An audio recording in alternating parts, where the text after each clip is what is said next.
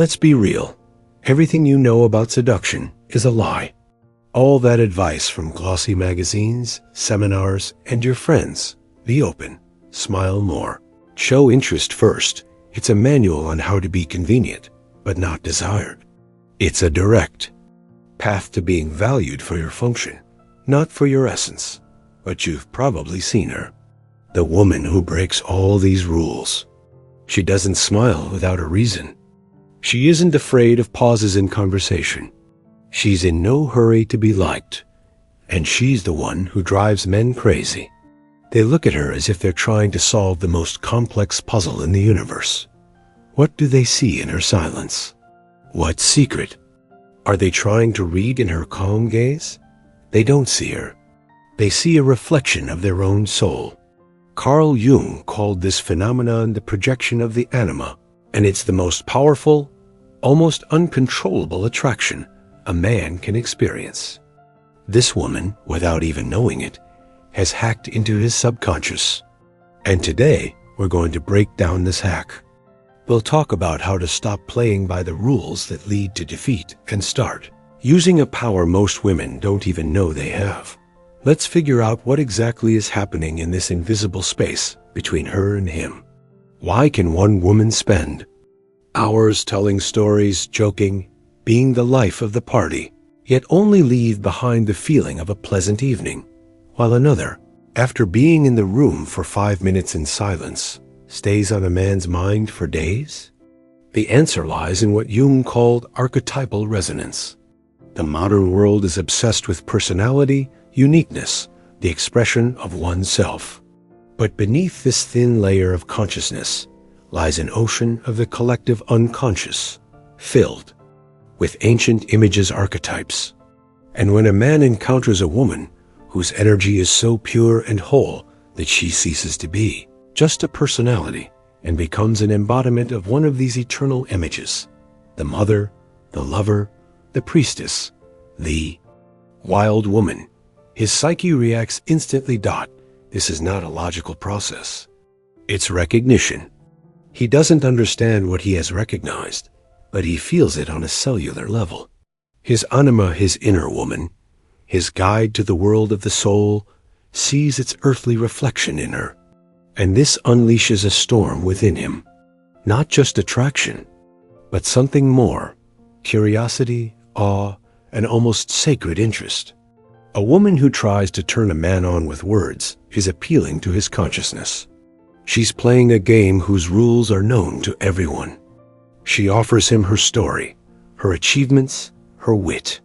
It's a dialogue between two egos. But the woman who influences in silence bypasses this defense. She doesn't knock on the door. She is simply present in the house, and his soul feels it. Think about the opposite energy. You've surely encountered it. The energy of fuss, anxiety, and neediness. A woman who talks too fast, laughs too loud, constantly seeks your gaze to make sure you're listening. She tells story after story without pausing, afraid that if she falls silent, you'll lose interest. Her body is tense. Her movements are jerky. She leans in too close. This is the energy of hunger. She is unconsciously broadcasting. Please notice me. Please approve of me. Please fill my emptiness. And this energy, instead of attracting, repels a mature, healthy psyche. It might attract a rescuer or a predator, but it will never evoke the deep, reverent imagination we're talking about. Her silence is not emptiness. It's a canvas. And onto this canvas, his unconscious begins to project his deepest fantasies, hopes, and images. He starts to fill in her story, to imbue her silence with meanings that already live within him. She becomes a symbol for him. And this is what turns simple attraction into obsession, into a desire to unravel, to get closer, to touch not just the body, but the mystery she represents. This challenges his very essence. A man with a fragile ego, accustomed to immediate admiration, will feel threatened. Her self-sufficiency will highlight his own need for validation. He might even react aggressively or with disdain, trying to devalue what he cannot understand or control. But a man who is himself on the path to maturity will feel not a threat, but an invitation. An invitation to grow. Jung would say that true power is not the ability to persuade, but the ability to be. To be so yourself, so whole, that your presence itself becomes an event. And this woman has mastered this power. Perhaps she has gone through pain, through loneliness, through an encounter with her own shadow. She no longer seeks validation of her worth from a man. She already knows her worth. And it is this knowledge, this inner foundation, that creates that magical, captivating aura. Her gestures are slow, not because she rehearsed them, but because there is no rush in her. Her gaze is calm, not because it's a technique, but because she isn't worried about what others think of her. Her silence is comfortable, not because she has nothing to say, but because she has nothing to prove. It is this state of total self-sufficiency that is the trigger. A man, especially a strong and conscious one, is tired on a subconscious level of women who seek support, rescue, and the filling of their emptiness in him. When he meets one who is herself the center of her own universe, it challenges him. It awakens in him not the instinct of a rescuer, but of an explorer. He doesn't want to possess her, but to be worthy of her. Here is the truth. You can't fake this state. You can't counterfeit this energy. Words can deceive, but energy never lies. And when your energy says, I am whole, I am calm, I need nothing from you, it is the most potent aphrodisiac imaginable. He hears it not with his ears, but with his entire being. And he's already turned on. Now let's talk about the hardest part, about what happens inside a woman who acquires this quiet power. This path is not for everyone. It goes against everything we've been taught. We were taught to be convenient, nice, talkative. We were taught to fill awkward pauses, to smile even when we don't feel like it, and to be pleasant in conversation. The woman who influences without words has gone through the deconstruction of these programs. She has allowed herself to be inconvenient. She has allowed herself to be silent when words were expected of her. She has allowed herself not to smile when her inner world was serious. Jung would call this the beginning of the process of individuation, becoming yourself, not who society wants you to be. And this process begins with a dive into your own silence. What happens when you are alone, without distractions, without the need to please anyone? At first, anxiety rises. The very anxiety we usually suppress with conversation, social media, and work. This is the voice of our shadow, the part of ourselves we deny. It contains our fears, our pain, our anger, but also our untouched strength. Stage is like descending into a dark, abandoned basement of your own soul. And there, in the dust and cobwebs, you meet the ghost you've been running from your whole life, the ghost of insignificance. It whispers to you, if you fall silent, you'll be forgotten.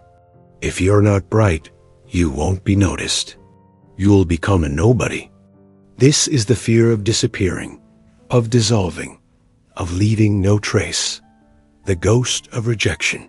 It shows you scenes from the past where your silence or seriousness led to people turning away from you. It screams, be simpler, be more fun, or you'll be alone again. The ghost of ancestral pain. This is the deepest and darkest ghost. It holds the voices of all the women in your lineage who had to be convenient to survive, who were silent out of fear, not strength, who smiled through tears, because their safety depended on their mood. This ghost makes you feel an irrational guilt for your right to be yourself, for your freedom not to please. The woman who tries to be liked runs from these ghosts. She builds a wall of words, noise, and social activity around herself just to avoid hearing their whispers. But the woman who gains power over the imagination has done the opposite. She has entered that basement. She has sat down among her ghosts and let them speak. She has listened to them all. She has acknowledged their pain, she has mourned their fears. And in doing so, she has taken away their power. She didn't destroy them. She integrated them. She understood that her fear of being insignificant is the flip side of her immense potential. Her fear of rejection is a memory of her need for genuine connection, and the pain of her ancestors is the source of her compassion and wisdom. What does it mean to integrate? It means that these shadow qualities cease to be your enemies and become your allies. Your suppressed anger turns into a clear and calm ability to say no without guilt. Your hidden greed becomes a healthy egoism that allows you to rest, care for yourself, and enjoy life without apology. Your coldness transforms into discernment that helps you not to invest your precious energy in empty or toxic relationships. You don't become a bad person. You become a whole person. You gain a full spectrum of human emotions and reactions, and now you can choose which one to express rather than being a slave to your own niceness. It is this inner alchemy, this transformation of the lead of fear into the gold of awareness, that changes the quality of her energy. 1. Her silence ceases to be awkward and becomes full.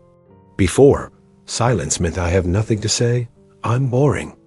Now it means I am in contact with myself, and that is enough for me. 2. Her solitude ceases to be loneliness and becomes a choice. Before, she was afraid of being alone. Now she values her space because it is where she restores her energy. She no longer seeks company to escape from herself. 3. Her gaze ceases to be searching and becomes giving. Before, her eyes searched for approval. Do you like me? Now her gaze is calm and simply observes. It doesn't judge or ask. It simply witnesses. And in this non-judgment, there is incredible freedom and power. When a man looks at a woman like this, he subconsciously reads this entire story. He doesn't see the details, but he feels the result. He feels her inner foundation. He senses that her center of gravity is within her, not in his approval. And this drives him crazy in the best possible way. Why? Because it awakens in him not only his anima, but also his own animus, the archetype of the hero, the explorer, the conqueror. But he has to conquer not her body, but her attention. He needs to become so interesting, so deep, and so real that she wants to break her self-sufficient silence for him. This completely changes the dynamic. The game is flipped. He is no longer choosing from those who are fighting for his attention. He himself begins to fight for the right to enter her world. He starts to think, what can I offer her? How can I surprise her? Am I good enough for her? This woman, without saying a word, has forced him to confront himself with his insecurity, with his strength, with his desire to be not just a man, but a worthy man. She has activated not just his libido, she has activated his path to his own wholeness. And it all began with her quiet, confident presence, with her ability to be, not to seem, with her courage not to speak when there was nothing true to say. That's why this power is so rare and so precious. It cannot be bought or imitated. It is cultivated in silence, within. Let's look at this from another angle. What does a man see and feel when his imagination is turned on? This process can be compared to how an artist looks at a blank canvas. The emptiness of the canvas doesn't repel him. It inspires him. It awakens images, colors, and stories within him. In the same way, a woman whose presence is calm and not overloaded with words and signals to look at me becomes the perfect screen for the projection of his anima. Jung taught that the anima has several levels of development. From the primitive image of Eve, purely biological attraction, to the image of Sophia, wisdom, a spiritual guide. When a man is captivated by a silent woman, he instinctively begins to project these archetypal roles onto her. He sees her silence and imagines her depth. What is she thinking about? She must be very wise and understanding. His imagination paints a picture of a woman who can understand him without words. He sees her calmness and imagines her strength. She's so confident, nothing can probably break her. He creates an image of a strong partner who will not be a burden, but a pillar of support. He sees her detachment and imagines her passion. If she's so reserved on the outside, what kind of storm is inside her? The classic mechanism. What is hidden seems much more desirable. Her restraint becomes a promise of hidden passion. He himself, with his own imagination, creates her ideal image.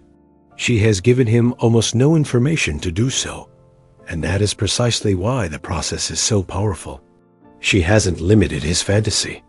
With her words, her problems, her story, she has given him space, and in that space, his unconscious has begun to create. Compare this to a woman who starts talking immediately. She fills all the space with herself. She leaves no room for his imagination. He gets all the information at once. The mystery disappears before it has a chance to be born. Jung would say that modern man suffers from word inflation. We talk too much and feel too little. But the most important things happen beyond words. A woman who masters the art of silent influence intuitively understands this. She knows that her true essence is conveyed not through the stories she tells, but through the energy she radiates. Her posture says more than a compliment. She isn't sitting on the edge of her seat, ready to jump up. Her shoulders are relaxed, her back is straight. She isn't shrinking, trying to take up less space. She gently but confidently owns the space she occupies. This is the language of dignity. A pause in her gaze is more intriguing than any story. She doesn't look away in embarrassment.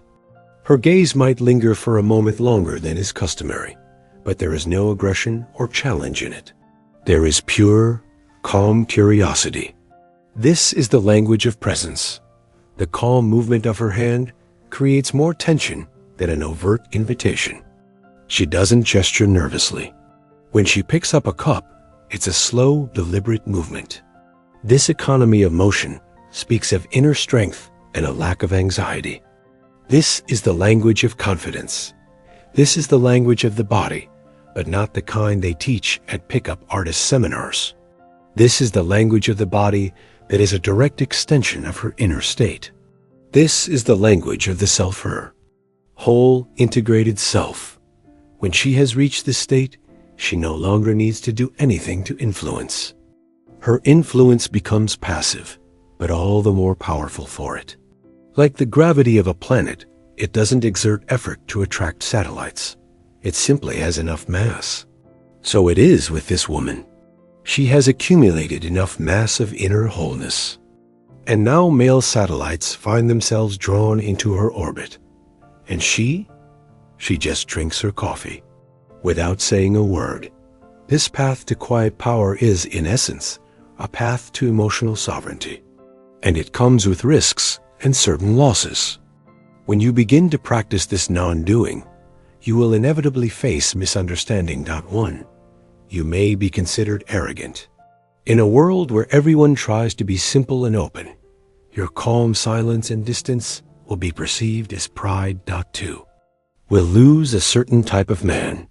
Men who feed on female insecurity, who seek admiration, will steer clear of you.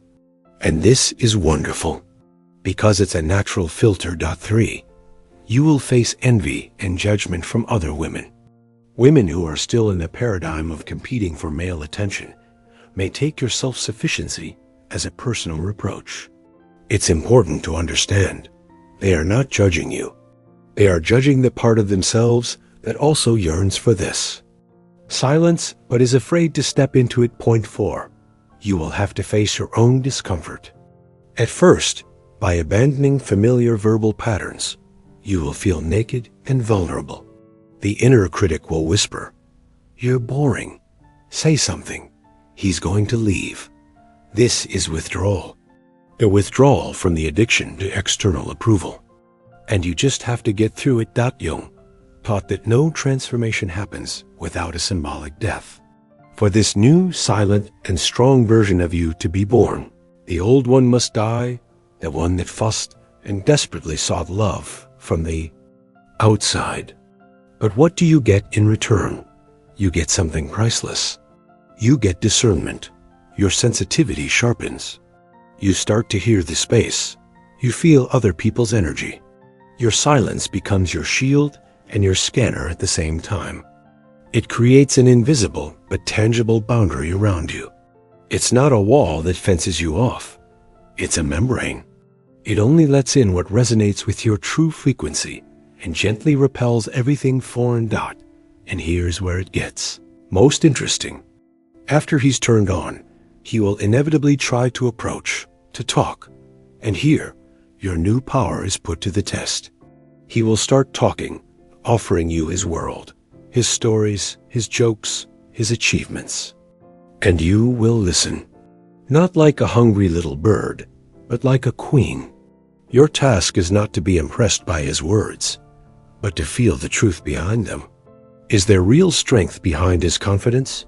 Or just a trained ego? Is there warmth in his eyes, or only a desire to possess? Is he talking to you, or just playing his part for yet another woman? Your silent, attentive presence becomes the most difficult test for him. He can't hide behind rehearsed lines, because you are looking deeper. You are forcing him to be real. And if he can't or won't, he will leave on his own. Sensing that he doesn't match the depth you represent, you no longer enter into relationships blindly. You feel a person long before he speaks the first words. And when a man whose energy resonates with yours enters your field, real magic happens. You don't need to talk much. You recognize each other in silence.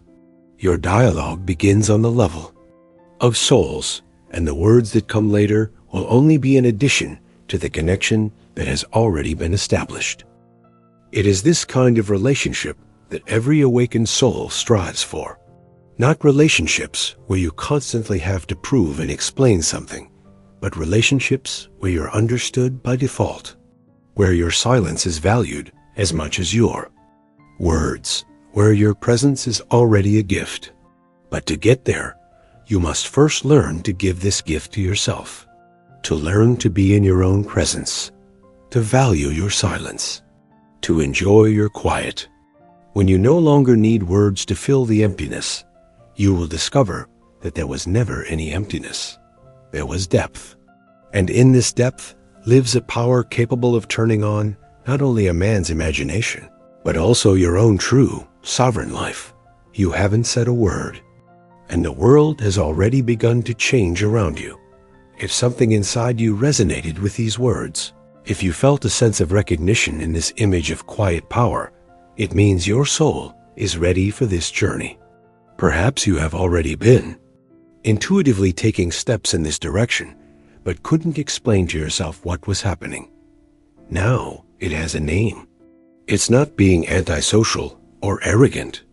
It's the path to your own wholeness. This path requires courage. The courage to disappoint others. The courage to be misunderstood. The courage to remain in silence when the whole world is screaming. But the reward for this courage is immeasurable.